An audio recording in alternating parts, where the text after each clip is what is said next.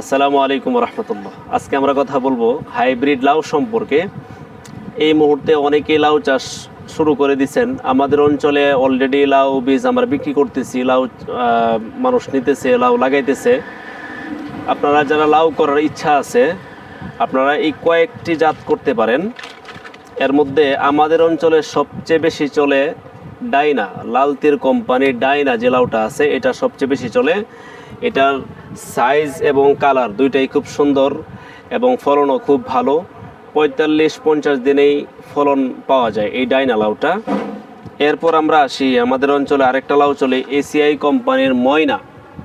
এই ময়না লাউটাও খুব ভালো, একটু ছোটো সেগমেন্টের লাউ, কিন্তু ফলন খুব ভালো এবং খেতেও খুব সুস্বাদু এই লাউটা।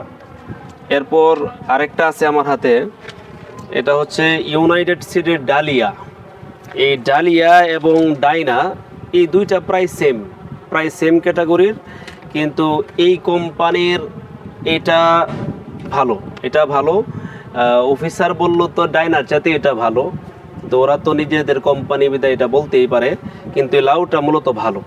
এই ডালিয়া ইউনাইটেড সিডের, আপনারা চাইলে এটা করতে পারেন। আরেকটা লাউ হচ্ছে আমার হাতে, আমি যে লাউটা সবচেয়ে বেশি বিক্রি করছি এবং করি, পাতা সিড কোম্পানির কলসি লাউ।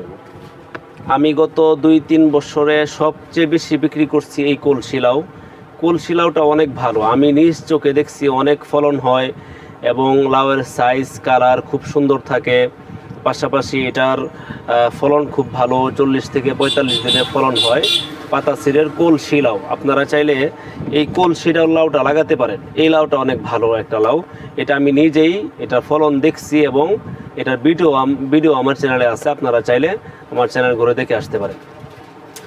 আরেকটা বিষয় হচ্ছে ইস্পাহানি এগ্রো লিমিটেডের একটা লাউ আছে, এই মুহূর্তে এটা আমার হাতে নেই, কিন্তু একটা লাউ আছে লর্ড, সাদা সেগমেন্টের লর্ড একটা লাউ। এরকম আপনার মোটা হয়, মোটামুটি 1 হাতে অথবা 1 হাতের নিচে 1 ফুটের কিছু উপরে এরকম লম্বা হয়, সাদা সেগমেন্টের। এই লাউটা অত্যাধিক ফলন, ইস্পাহানি যে লর্ড লাউটায় অনেক ফলন।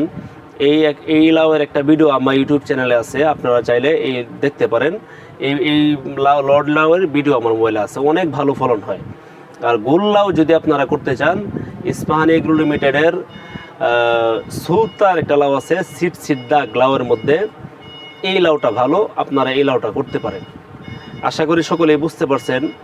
এই মুহূর্তে লাউ চাষ শুরু হয়ে গেছে। আপনারা চাইলে আমি আজকে যে লাউয়ের প্যাকেটগুলি দেখাইলাম, এই লাউগুলি যদি আপনারা করেন, আশা করি অবশ্যই আপনাদের ফলন ভালো হবে ইনশাল্লাহ। আর দ্বিতীয় বিষয় হচ্ছে, ফলন ভালো হয় শুধু বীজের দ্বারা না, ফলন ভালো হয় পরিশ্রমের মাধ্যমে। আপনি যদি চাষ করার পরে তাকে সঠিকভাবে খাবার দেন, পরিচর্যা করেন, কীটনাশক যখন যেটা লাগে দেন, আমরা আশা করি অবশ্যই ফলন ভালো হবে ইনশাল্লাহ। আশা করি সকলেই বুঝতে পারছেন। সবাইকে ধন্যবাদ। সবার প্রতি অনুরোধ থাকলো আমাদের ইউটিউব চ্যানেলটাকে সাবস্ক্রাইব করে দিবেন। সে বলে আজকের মতো বিদায় নিচ্ছি। আসসালামু আলাইকুম।